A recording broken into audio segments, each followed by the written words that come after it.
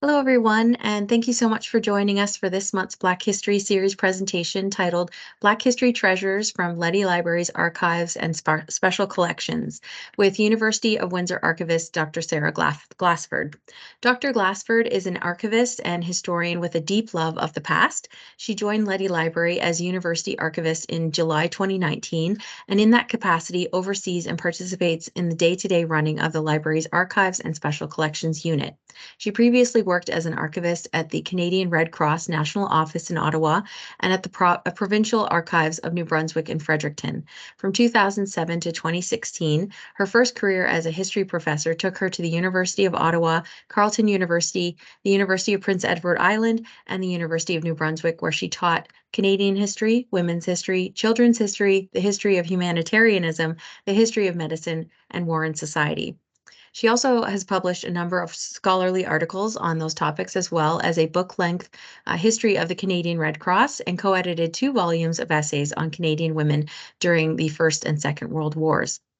Before we begin, I just ask that you, while Dr. Glassford is presenting, if you could please turn off your camera and mute your microphones as to not distract the presenter. Following her presentation, there will also be a Q&A, so just type in your questions in the comment section or raise your hand and I will call on you. At this point, you can turn on your microphone. And one final note, if you would like to support programming such as the Black History Series, you can donate by going to our website, amherstburgfreedom.org. I will now turn it over to Dr. Glassford. Thank you so much for being here with us today. My pleasure. Hi, everyone. My name is Dr. Sarah Glassford. As Lorraine said, I am the University Archivist here at the University of Windsor's Leddy Library. I also am a librarian. I'm the History Liaison Librarian here, and I have a PhD in Canadian History, so I am a historian.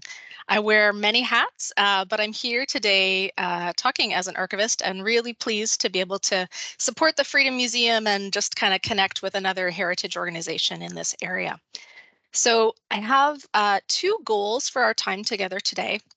The first will take about 15 minutes or less, and that's to kind of demystify Archives and Special Collections, the unit that I work in, and also just the University Library. One of the things that we want to do as a library and in my unit is to connect with our wider community outside of the university, but there are some barriers to that happening sometimes, depending on what your life experience or educational path has been. You may not be familiar with our university or our library, and it can be a little bit intimidating. And also lots of people just again, depending kind of where your life has taken you, may or may not be familiar with a formal archives of the kind that I work in, where you have to kind of make an appointment and follow certain rules. So I want to just talk about where I work and what we have and what we do here to demystify that a little bit. I'll give you a chance to ask any questions. Essentially, this is sort of a spoken version of tours that we sometimes give here. So there are certain things that I know people always enjoy hearing about because it's a little bit weird or different that we do. So I'll touch on those. You can ask any questions. And then the bulk of the rest of our time, up to about half an hour, depending how much I have to say about different things, will be essentially show and tell. So a bunch of me talking to begin with, and then a bunch of me showing cool stuff in the second 2/3. And then again, a chance for you to ask any questions about those collections that I'm going to show.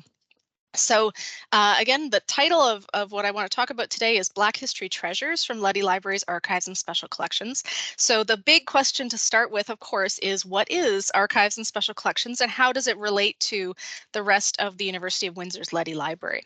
So just so that we're all on the same page, as I said, demystifying here, we'll start with, well, what is a university library? What is the mission of that organization? So essentially, a university library is a huge repository of the best, most relevant and up-to-date, as well as classic and foundational knowledge that we have on all of the subjects taught, studied, and researched by faculty and students at the university. It's a physically large building, and I'm here in my office in the basement at Leddy Library, and we have just millions and millions of items, plus library staff who are trained to help you navigate all of those items and the space that we have. Our content is both digital and physical at this point, and it's meant to be borrowed and used. But what I think is really important and that I touched on earlier is that although a university library is designed to support the mission of the university, it's also open for ordinary members of the community to make use of both the space and the resources. Within a university library, an archives and special collections unit is a little bit different for some important reasons. So here at the University of Windsor's Leddy Library, our Archives and Special Collections is a unit within the larger library that houses rare or one-of-a-kind items that have been deemed important enough either because of their content or their form that we have pledged to preserve them in perpetuity. We're going to keep them intact and usable as close to forever as we can. And that requires extra protection, as you would imagine. So here in Archives and Special Collections, our items are non-circulating. You can't borrow them or take them out of the library. You can only use them here. We have a special space and we use special materials to house them. We have special policies that govern their use. And again, we have even more specialized staff that know how to preserve and to handle these collections. And one of the most important things to keep in mind when you're thinking about any archives, really, and certainly it influences my work, is that an archives has a dual mandate, and the two halves of that exist in tension with one another. They don't necessarily pull you in the same direction. So on the one hand, what we do is preservation, and that's a very hands-off kind of mandate to have. So we have these rare, one-of-a-kind, unique, fragile, old items, and we're pledging to keep them intact as close to forever as we can. So that means the less they are touched and seen, the better, right? They're safest when we don't use them and don't look at them. On the other hand, the other part of our mandate is access, and that's very hands-on. What's the point of keeping this stuff if no one can see it and no one can use it, and it's essentially lost if we just lock it away? So on the one hand, we've got preservation pulling us over in this direction of hands-off, and access pulling us in this direction, hands-on, and we have to constantly try and find a balance between those two things. So opportunities like this to reach out into the community, talk to people, and share what we have are an important part of that access side. But I did have to be very careful as I was getting things out and when I put them back in and as I'm showing them to you today to always also fulfill that preservation part of things. So when researchers come to Archives and Special Collections here at Leddy Library to look at our materials, and we invite you to do so as often as you like, they work in our reading room, which is our special space that we have set aside for people to look at the materials that we have that you can't borrow. So that's one side of our mandate, right, is the access piece. So we have a special space where you can come and look at them. So you might be wondering who uses our collections. So I'll just give you a quick rundown. We have undergraduate and graduate students of the university who are maybe doing major research projects. We have professors who come in who want to expose their students to rare items in their field. So we've had people come in with different classes to look at early books from the 1500s and 1600s. We had a couple of groups come in to look at some of the Black history collections we're going to look at a little bit later today. We've had science people come in to look at local ecology guides that we have from the past. We also get a lot of community members who are interested in either local history or genealogy. And then finally, we have researchers from other universities or other places who maybe are interested in something that we have a particular collection about here that no one else has anywhere in the world. So it's kind of a combination of university people, local people, and then people from all around the world who are just interested in the things that we have. We are a small archive, so our reading room is quite small, but if you have any experience in other archives, you might be well aware that bigger ones, you could have a dozen or 50 people working in the reading room with you at a time. Because we're quite small, it's probably just you or maybe one other person sort of quietly working away at your table. Once you're in our reading room, you might wonder, well, what do we have here? What is in this archives and why have I found my way to this reading room? And there are two answers to that. One relates to the format of the things that we have and the other relates to the content. So this is all just, again, setting up the context for why we have the Black history things that we have. So I promise we'll get there in good time. So first of all, we have things because they fit a certain format. So the special collections in Archives and Special Collections means published works, usually books or pamphlets, but also historic maps, historic newspapers. We have a nice little historic comic collection, some early Avengers and Spider-Man and things, and a variety of other sort of odds and ends. And then the archives side of Archives and Special Collections are mainly unpublished works. So a wide range of types of material that include handwritten or typewritten documents, images, often photos or postcards. We have audio-visual material that ranges from really old analog forms like reel-to-reel film or audio, right through VHS tapes, microcassettes, digital forms like CDs, DVDs, laser discs, all sorts of things. And then born digital material that has only ever existed in digital form, so documents and images, databases, those sorts of things. So all of those formats find a home in our archives and special collections. In terms of content, our published works and special collections are on as many subjects as there are under the sun, but they tend to reflect either local history, the history of publishing and bookmaking, the research and teaching interests of different professors we've had at certain times, and then just a whole bunch of eclectic things that people have donated to us that we thought were kind of cool and agreed to preserve. So those are our published special collections works. Within the archives side, and most of what I'll be showing you from our Black History collections are archival, we have a big collection of university-related material, so both the founding college, Assumption College, and then the more modern University of Windsor. And then my personal favorite, all of our community archival collections, so things not to do with the university, but focused on Southwestern Ontario and especially Windsor, Essex, but also Chatham-Kent and Sarnia-Lambton. So again, all of our Black History collections fall under that community collection category. Interestingly, we didn't start out with this coherent well-defined set of collection areas. So I'm just going to give you a very quick highlights of how we got to where we are, because it reflects, I think, a lot of what goes on in archives and museums, where you sort of start in one direction and meander around and eventually kind of cohere in terms of what your particular collecting area is, or what you have to offer the heritage community and the preservation of our local history.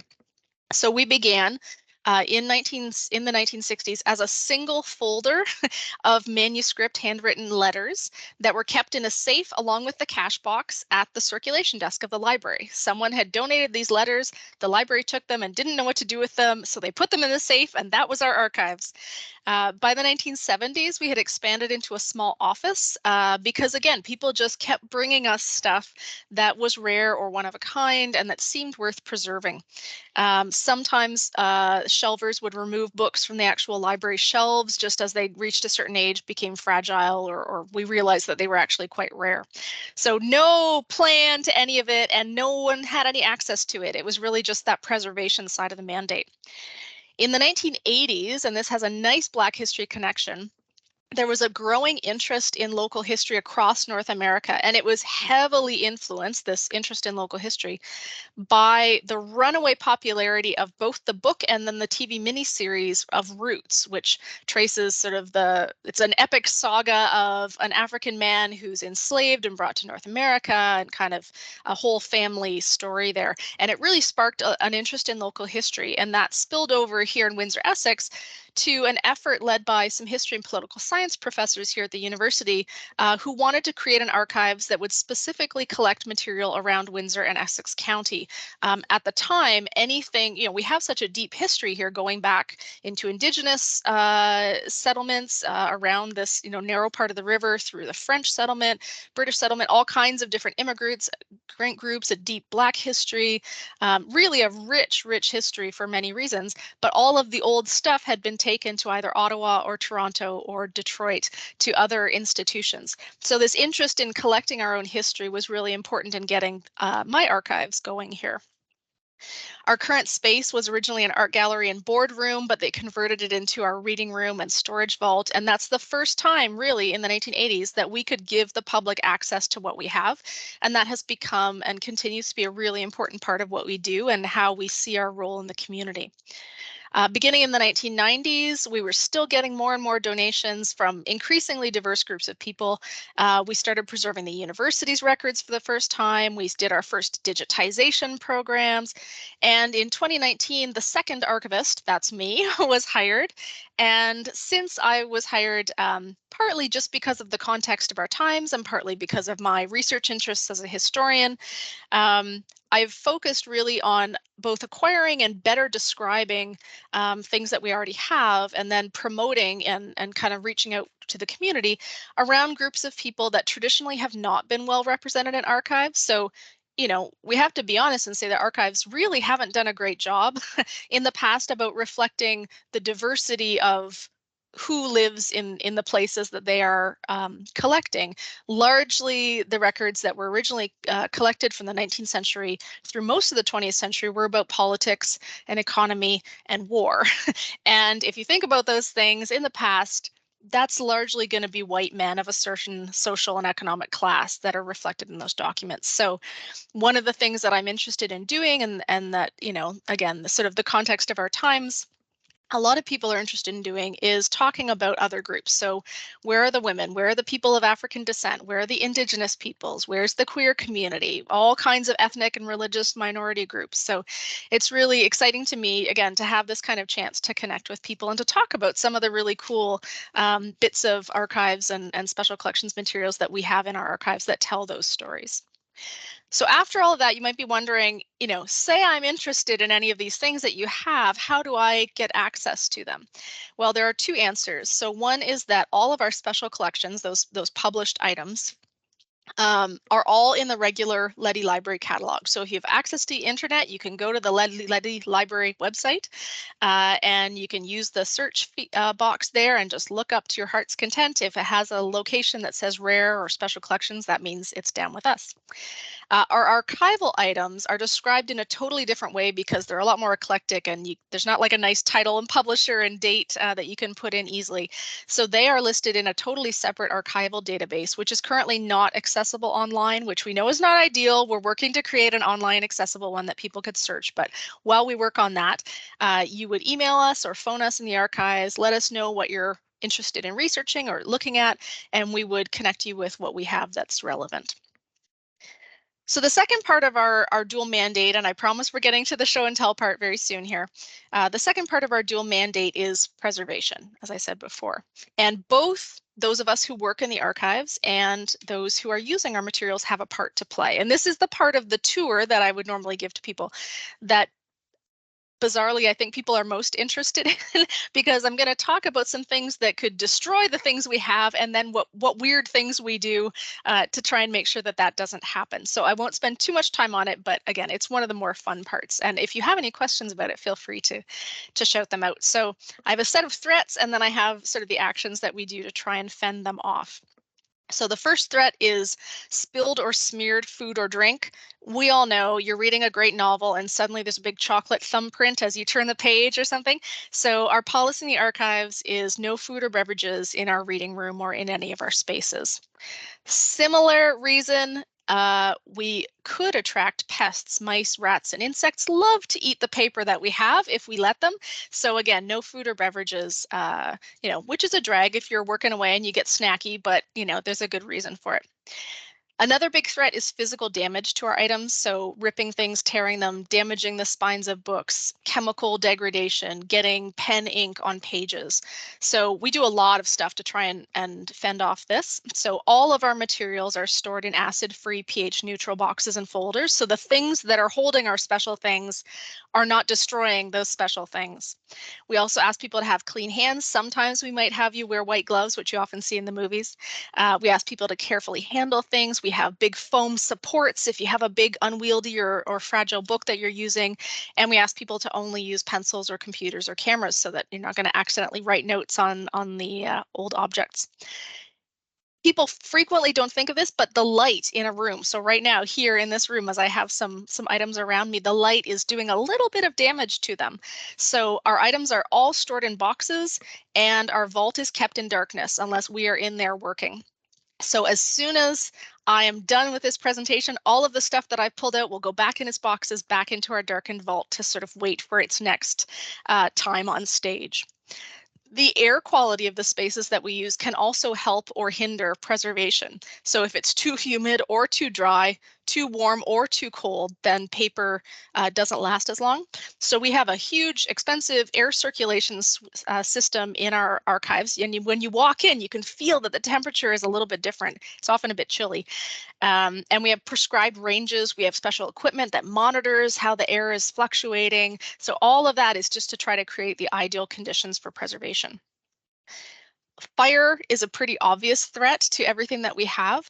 So we have, again, a pretty expensive and extensive fire suppression system in our vault and in our reading room. And this is the one that always, I think people are a little freaked out about. I was when I started working here. So if I were to go into our reading room or into our vault and light a lighter, that flame would trigger a piercing alarm, and I would have about a minute to get out of there before a chemical was released to the whole space that would suck all the oxygen out of the air. So the sucking of all the oxygen out of the air would cancel the fire immediately, which is great. But if I'm still in there, I'm also going to die. So that's a fairly dramatic system that we have in place to preserve our stuff.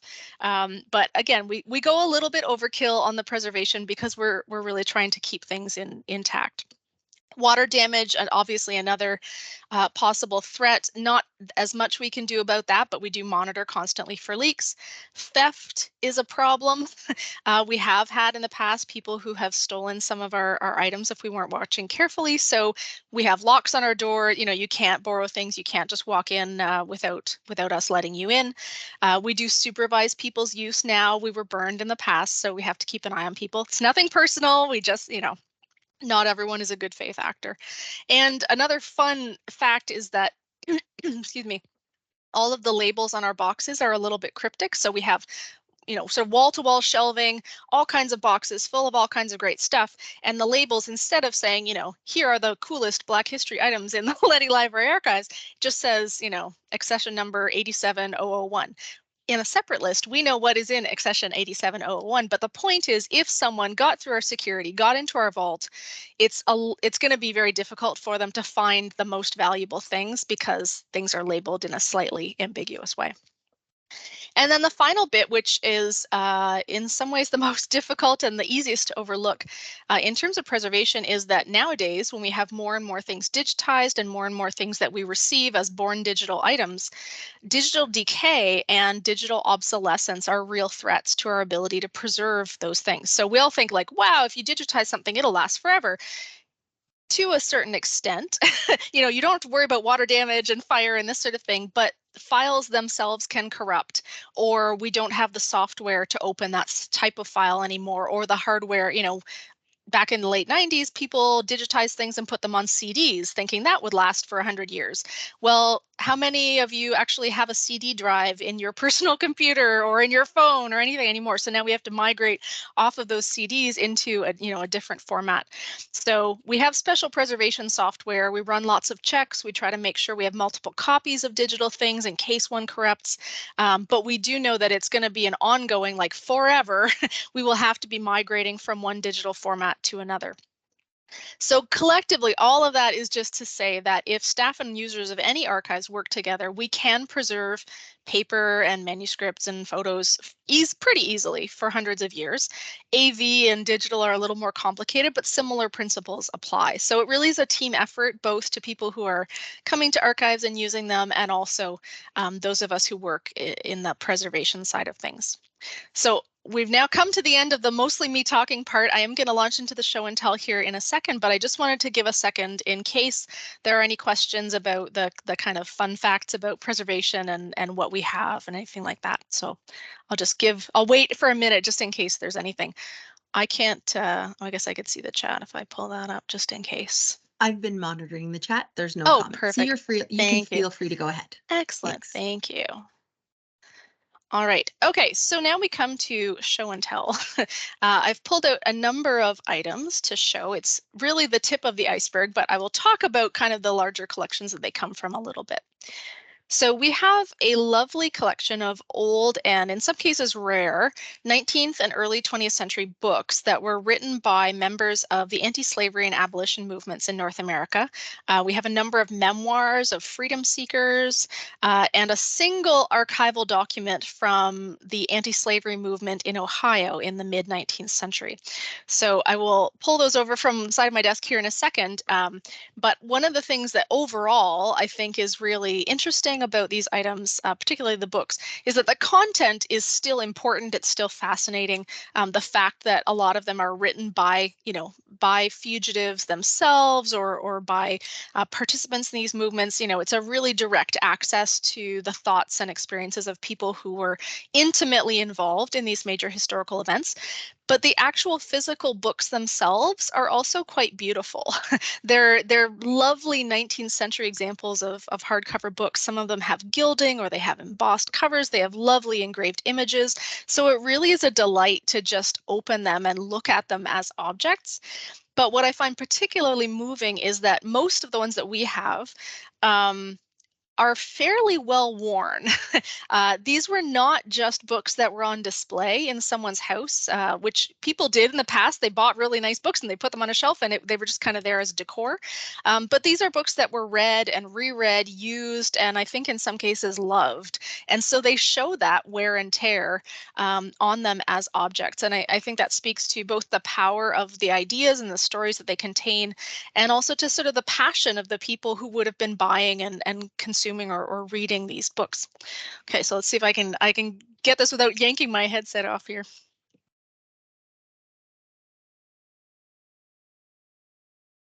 All right, so I've just brought a selection of what we have. The first one is probably the most fragile, so it has its own little paper case here that keeps it safe. And then as you can see, the spine is quite broken, so we tie it with a little acid-free ribbon here. And this is called Star of Emancipation. It's from 1841, so it's the oldest of the anti-slavery books that we have.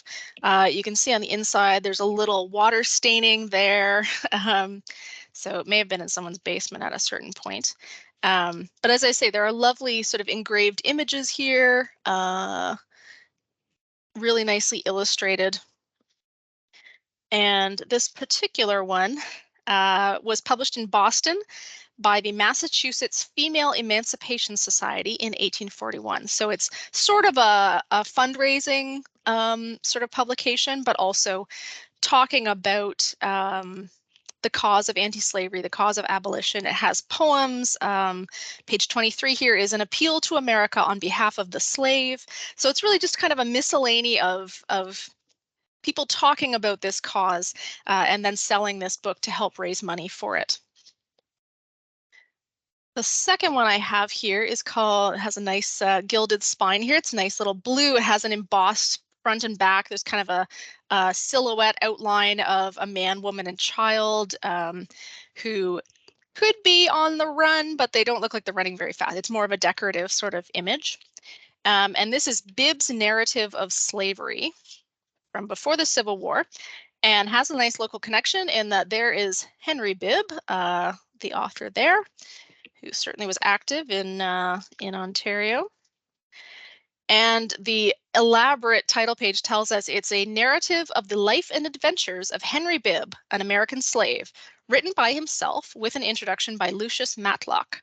It's from 1850 and it's the third edition. So that tells us it was a very popular narrative by a freedom seeker talking about his experiences. All right, the next one is from 1856, and it's not a particularly lovely one. It's kind of a nice beige. I don't know if it faded over the years, but this is called A North Side View of Slavery. It has many titles. So it's A North Side View of Slavery. Then the next title is The Refugee. And then the third title is Narratives of Fugitive Slaves in Canada, Related by Themselves, with an account of the history and condition of the colored population of Upper Canada, which is what Ontario was before it became Ontario. It's written by Benjamin Drew. As I said, it's from 1856. But interestingly, it's both a set of stories from freedom seekers themselves, but then also one of the earliest histories of Black Canadians in this part of the country. And again, it has a bit of engraving on the cover. It feels nice under my fingers. All right, then another nice local connection and another nicely put together book is this vivid green with gilded image. And this is Uncle Tom's Story of His Life from 1789 to 1881. So you probably are familiar with Uncle Tom's Cabin, this, now it doesn't read as well now, but at the time, a really galvanizing novel that helped win over a lot of Americans to the cause of anti-slavery and abolition. And so this is Uncle Tom's Story of His Life by the Reverend Josiah Henson, who was the model for Mrs. Harriet Beecher Stowe's Uncle Tom. So we have the novel version, but then here's the actual life story of Uncle Tom or Reverend Josiah Henson. And of course, that has a nice local connection. There's Uncle Tom's Cabin historic site here in southwestern Ontario. And again, it's a really nice, there's lots of engraved illustrations. So there's Reverend Henson himself. And again, it's a fairly well-worn book, so I think somebody got a lot of use and love out of that one. This one I like because it's a weighty tome. Again, you can see it's sort of this embossed, textured cover, really gilded, elaborate title. And this is called The Underground Railroad. It's from 1872. And it's dedicated to the Friends of Freedom, to heroic fugitives and their posterity in the United States. These are memorials of their love of liberty. And again, so even the authorship of these books and the act of compiling them is it comes from a place of passion and dedication, and the importance of this really comes through in the works themselves. So again, these lovely elaborate 19th century title pages, I'll just read you this one. So again, from 1872, this is The Underground Railroad, a record of facts, authentic narratives, letters, etc., narrating the hardships, hairbreadth escapes, and death struggles of the slaves in their efforts for freedom, as related by themselves or others, and witnessed by the author, together with sketches of some of the largest stockholders and most liberal aiders and advisors of the road. So it's both the stories of freedom seekers themselves, but also a little bit of a donor thank you to some of the presumably, Quakers and richer white allies of the Underground Railroad. So sort of a like, thanks for helping. Here's your picture in a book that we're selling, which is again sort of a nice little insight into how fundraising and charitable work exists both in the past and still in the present. And it says it was sold only by subscription. So again, the book itself was a bit of a fundraising tool for, I assume, societies that were helping formerly enslaved people sort of get settled in the Reconstruction era. All right, just a couple more here, and then we'll move on to our anti-slavery broadside. So this one, it's a little bit dark because it's faded, but it has an illustration on the cover of some freedom seekers, and it's called From Dixie to Canada. It's from 1894. So we're now emancipation has happened in the United States. We're past the American Civil War, but there's still interest in these stories of freedom seeking. So this is From Dixie to Canada, Romances and Realities of the Underground Railroad. And it's a first volume of, I don't know how many, but we only have the first one.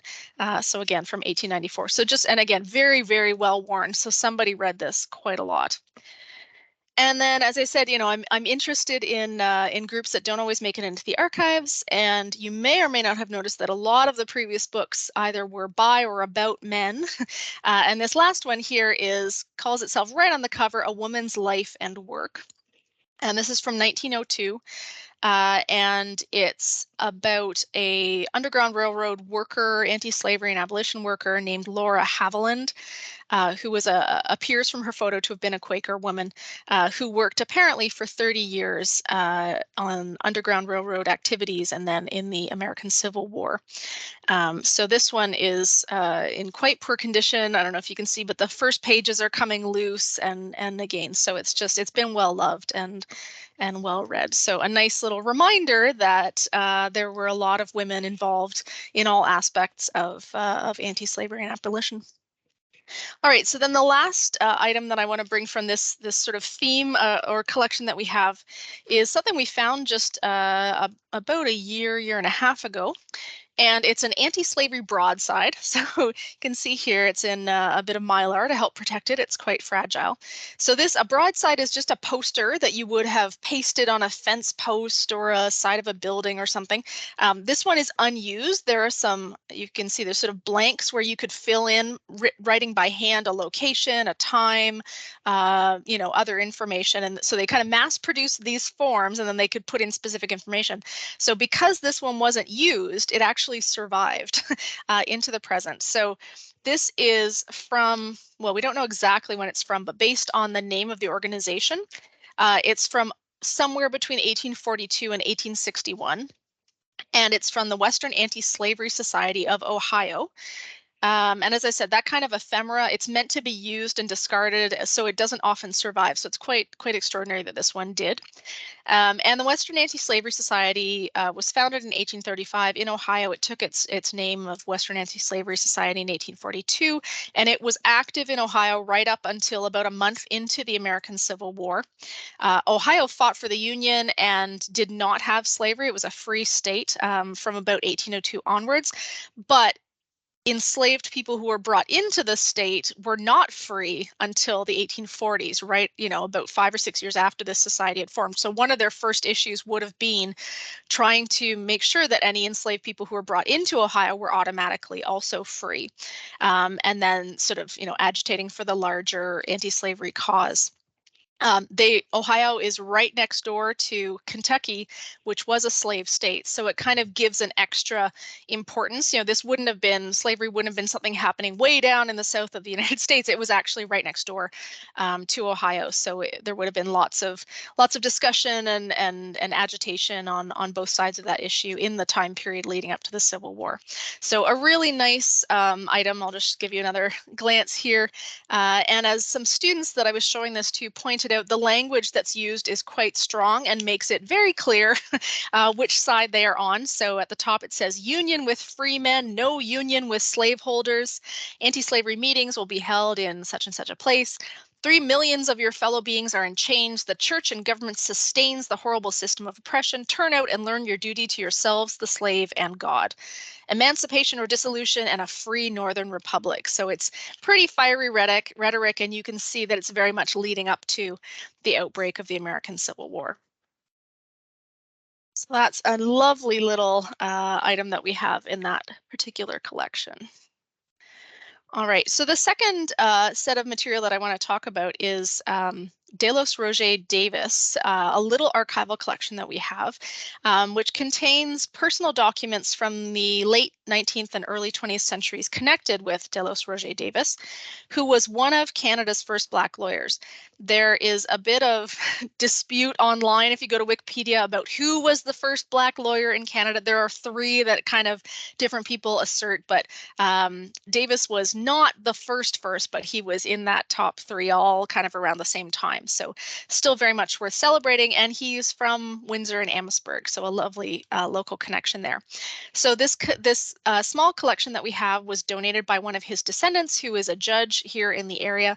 But for many years, this collection was sort of hidden in our vault because it was very poorly described in our database. When it was first donated, there wasn't a lot of time put into describing the actual items or, researching the person like the archivist at the time knew, but it didn't make it into the records. So when we were searching for things in the database, it wouldn't come up as being Black history or first Black lawyer or anything like that. It was just the name of the person.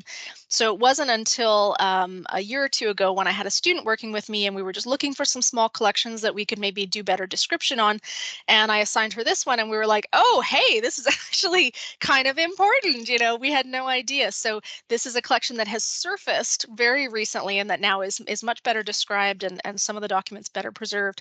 And that's a process that happens a lot in archives, things just because of lack of time or whatever's going on at the moment of donation, maybe they don't get the extensive description or research that they need to really be understood and used well.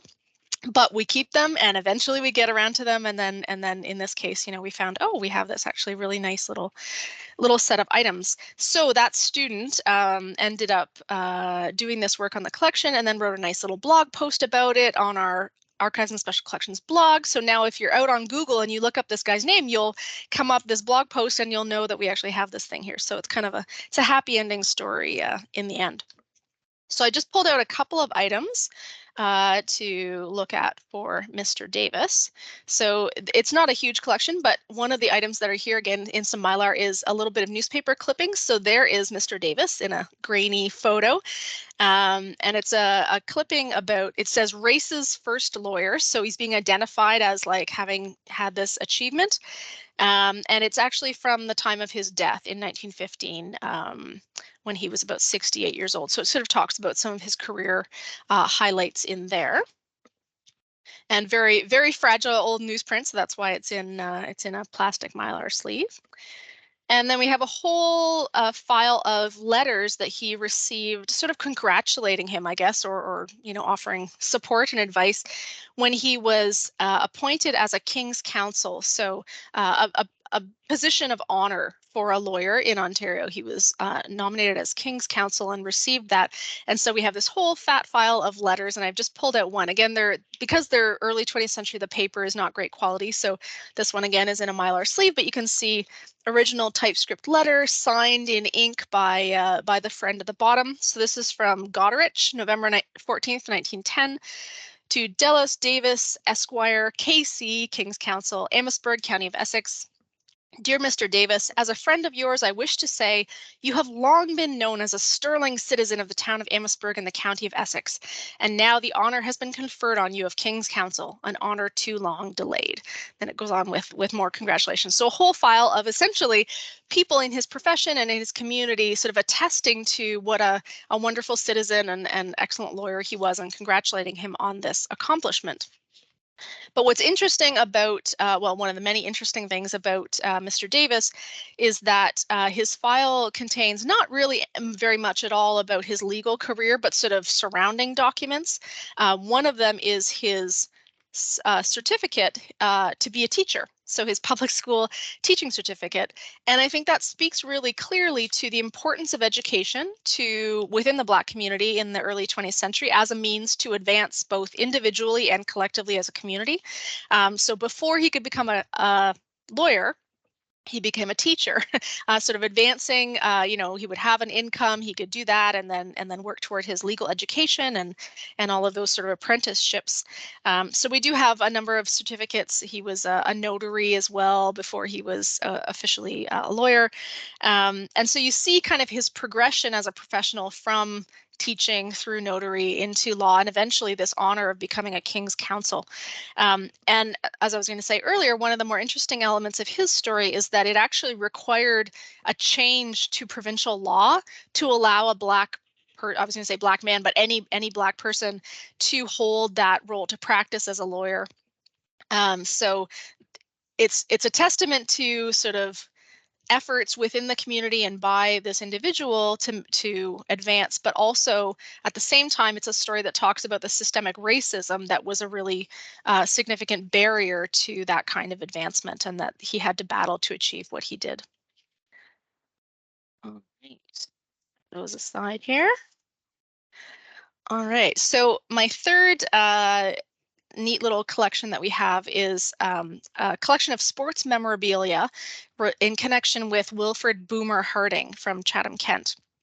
So some of you may be familiar with a project that was undertaken by members of Leddy Library and the Essex County Black Historical Society in connection with the Chatham Colored All-Stars in the 1930s.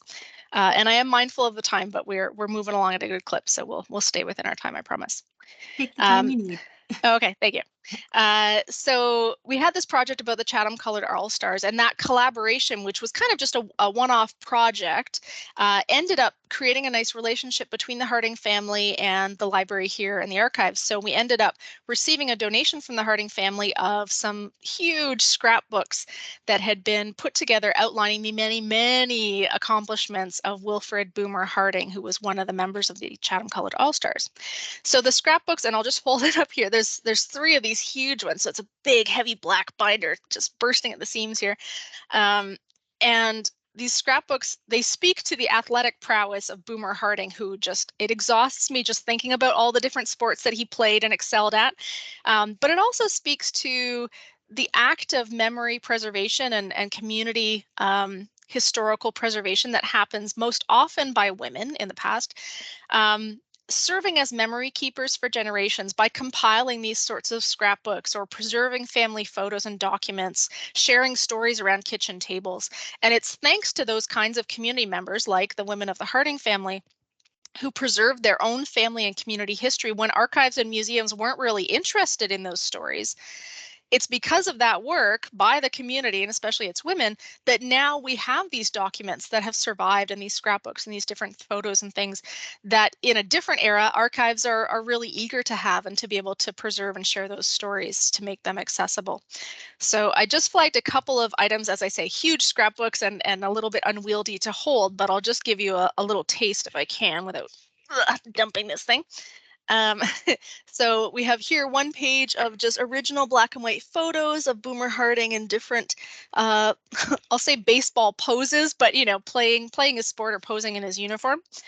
What else do we have? Then there's a lot of it clearly was archival research or newspaper research that was done, and the different documents were photocopied and printed. So here's a list of players in the Ontario baseball championships. And this is giving me an arm workout holding this up. And then another common item in here is newspaper clippings from the time. And that one is Chatham Colored All-Stars return under a new name in 1946. So the team's still going strong after their 1930s championship run. All right. Okay. Whew. I managed not to drop it. That's good. All right. Another powerful example of the roles of Black women in preserving community memory is the E. Andrea Moore collection that came to us here at the archives a couple of years ago during the pandemic. And I imagine some of you are probably familiar with it. It was collected, preserved, and shared by several generations of women, passed on by E. Andrea Moore, that it's named after, to her daughter, Irene Moore Davis, who's well known in this area. And for a time, the collection was at the North Star Cultural Center. It now has a permanent home at the University of Windsor, and we've already been making extensive use of it, both students and staff and the library itself. So the E. Andrea Moore collection contains a wide range of images and documents that shed light on Black community life in Windsor specifically in the late 19th and 20th centuries, particularly through community organizations, which I personally find really interesting. So the records in the collection touch on, there's a huge section of records from the British Methodist Episcopal Church ranging from 1873 right up to 1999. There's a big section of material relating to the annual Emancipation Day celebrations in Windsor from 1937 to 1983, and that includes the work of the British American Association of Colored Brothers and Walter Perry, more commonly known as Mr. Emancipation, who was really the driving force behind those celebrations. There's some records from the National Association of Negro Musicians conference that was held in Detroit, and there was a coordinating event held in Jackson Park here in the 1950s. Excuse me, a separate, around the same event, a separate International Women's Committee of Black women in Detroit and Windsor, Essex in the 1950s, again, coordinating around speakers and different events within the community. There's a section of records from something called the Armstead Club, which was active, or at least the records we have are from 1940 to 1960. And that was a group of younger people in the Black community here who got together to arrange social and athletic events. They felt there was kind of a lack of a social life, and I suspect, it doesn't say it explicitly, but I suspect also some exclusion from white community social and athletic events. So they created their own organization and had this lovely little club, eventually got into giving scholarships, and one of, if not the first Black students enrolled at Queen's University had a scholarship from the Armstead Club here. So there's like a direct connection in terms of community uplift and efforts to advance the whole community. There are some lovely and memorable records from the War Mothers Protective League during World War II. They sent letters and care packages to Black soldiers, usually with a local connection, but sometimes also further afield. There are records from the Central Citizens Association, which, again, the minute book we have, I'm not sure how long it went, but the minute book we have is from 1929 to 1958. And it was engaged in early civil rights work, well before the main civil rights movement of later on. In the 1920s and early 1930s, they were active. There was also a social element, again, sort of creating opportunities for socializing and different interest groups within the Black community, and just a lot of community organizing, really, an attempt to draw people together and accomplish more together. And then my personal favorite from the series is records of something called the Lydian Association of Windsor, which are roughly cover 1867 to 1881. So they're the oldest records that, in this collection. And they're very cryptic. It doesn't say a lot, but what it does say is really interesting. It was essentially an organization of Black working women in the late 19th century. So it doesn't say what they were doing, but I would imagine it would be a lot of household help, maybe taking in washing, like very manual labor for the most part. But it was a mutual aid society. So all of the women who joined paid a very small amount of money into a common pool. And then if any of them were sick and unable to work and therefore lost their income, the association would give them a small amount of money to help bridge them through that period of illness. So it's just such a wonderful example of women and women in the Black community in Windsor drawing together to help each other out, in an era when nobody had much of sick pay or really benefits associated with their jobs, and losing the ability to work could throw you into complete destitution and really steer your life in a not great direction, just by that inability to work for a certain amount of time. So I want to show you a couple of items that I pulled out from there just because they're really neat. So here's a cover of one of the emancipation celebration programs. This one from 1949. There's sort of a beauty queen there on a throne. What else did I get here? The first emancipation program we have here from 1937, showing Jackson Park. And it was the 104th Emancipation Day at the time, not Emancipation Celebration here, but Emancipation Day. What else? We have a great series of photographs showing some of the paraders in going up Olette Avenue. So all kinds of marching bands. People would come from across North America to be part of this. Whoops, there's somebody on a horse. So a great series of photographs that really just show what a big deal this actually was, this emancipation celebration.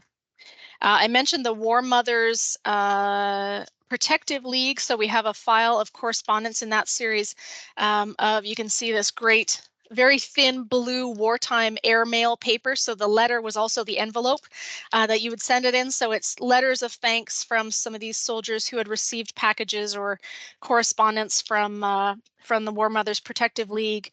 And often, not always, but often they make a point of saying, it means a lot to be remembered by our own community. So there's that nice connection there.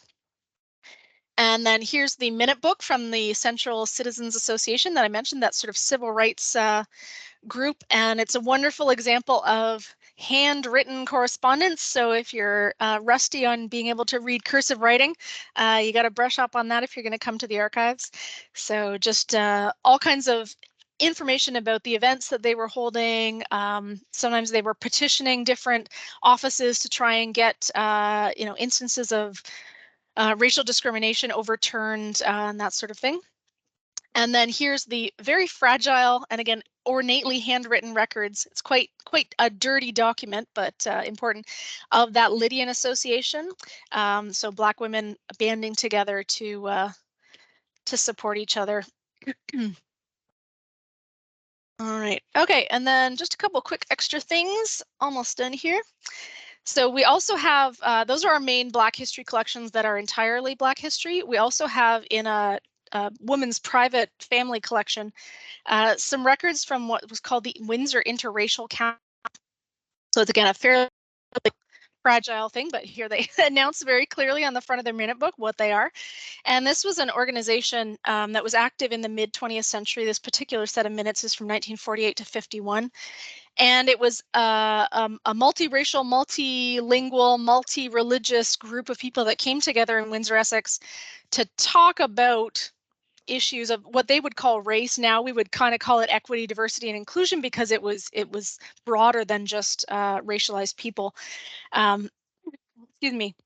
But it really reflects a growing sense in the wake of World War II that Canada talked about itself as a very welcoming place, but that in practice there were real barriers to some people's full participation in society. So a nice set of records of a group of people who were banding together to try and address those kinds of issues.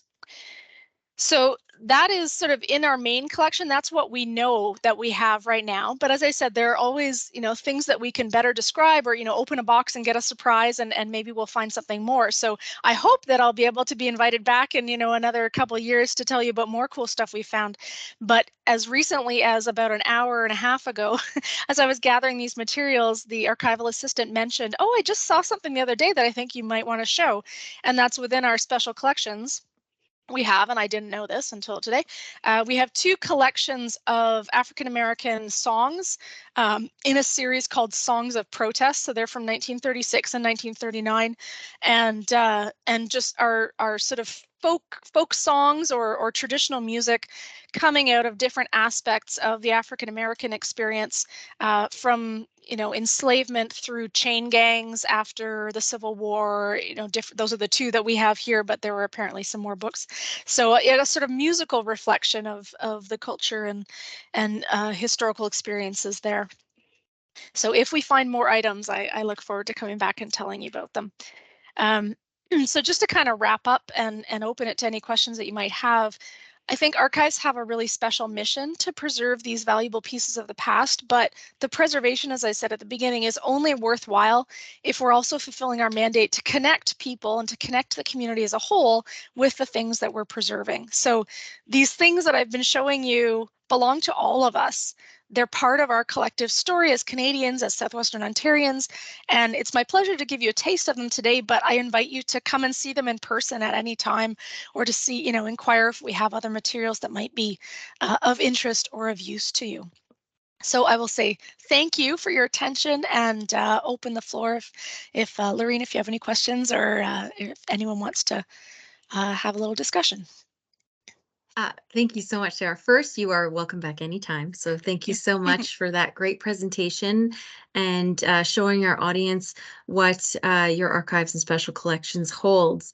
I had a few surprises myself. I think it's so great that you have uh, a printed copy of Henry Bibb's narrative. Mm, That blew me away. So that's amazing. And also too with the Lydian Society, I really wish I had known about that a few years ago when I was doing research, because I know about another organization from Chatham, the Victoria Reform Benevolent Society. That was a group of mm, women who worked, and they also contributed kind of like an insurance policy, only almost if they got sick, they would have this money to help support them. So I love that there is a Windsor mm. example that exists as well. And I'm sure there's many more that are also uncovered as well too, so, or hidden. Yeah, But absolutely.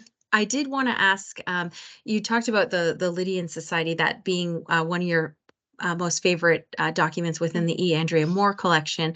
I Mm-hmm. was wondering if you could speak to what you think is among your oldest artifacts in the collection. Certainly the Lydian Society stuff, because as far as we can tell, the earliest is around 1867. So in terms of a document, that's one of the oldest that has a local connection. I think that anti-slavery broadside could give it a run for its money, because it could be as early as the 1840s. And then I think our oldest book that I showed you from sort of anti-slavery was also in the 1840s. So that's about as far back as we go. Not for lack of wanting anything older, but I think that's sort of what we have. Again, University of Windsor is a relatively young university, so there could well be stuff from our local area that was taken off to the Archives of Ontario or to the National Archives at some point, or over in the Burton Historical Collection in the Detroit Public Library. But yeah, so I'll say 1840s to 1860s is our oldest stuff. Amazing. And I was also wondering too, what is among your most requested items? I mean, it seems like E. Andrea Moore, I mean, I know Yeah. that there's a couple organizations and groups that are using photograph, like the McDougall Street Corridor, for Mm-hmm. example, Mm-hmm. project. So is Yeah. that among the most requested? I would say yes, in part because it has a history before it came to us. People were using it around E. Andrea Moore's kitchen table and then Irene Moore Davis's kitchen table for a long time. So it's a collection that has a history in the local community, which is kind of magical. I love that it brings its own personality as it comes to us, Yes. and is already known. And again, it had clearly been so well cared for. It came in its own acid-free folders and boxes. Like, it was just clear that there had been an investment of love and care and Hmm. time and skill into that collection. And so my hope is that once we're doing a lot of work through things like McDougall Street or Chatham College All Stars, or building our online database so that people can search from the comfort of their own homes and see what we have. That as we go on, that more of this stuff will be better known and will be used. But I would say at the moment, definitely, even though we've only had it maybe 2 years by now, E. Andrea Moore collection is the most requested, the most popular, partly because it covers a lot of different organizations and groups in a fairly broad time period, but also specifically because there's a lot of interest lately, and even before it came to us, in the emancipation celebrations. I feel like there's, Hmm. you might know more about this, but there's like a little bit of a revival just within North America and within Canada of like, maybe we should celebrate that now too in a Hmm. big way, and kind of a broader interest in it. And so there've been a number of documentaries made, and people doing research papers. And so the fact that we have a nice series of photos, and we have all these programs, and we have a little bit of correspondence, we have a pad of note paper with Walter Perry's letterhead on it, not that Yeah. that tells you a lot, but it's just a cool little connection Yeah. to the past. So I think that has driven a lot of use.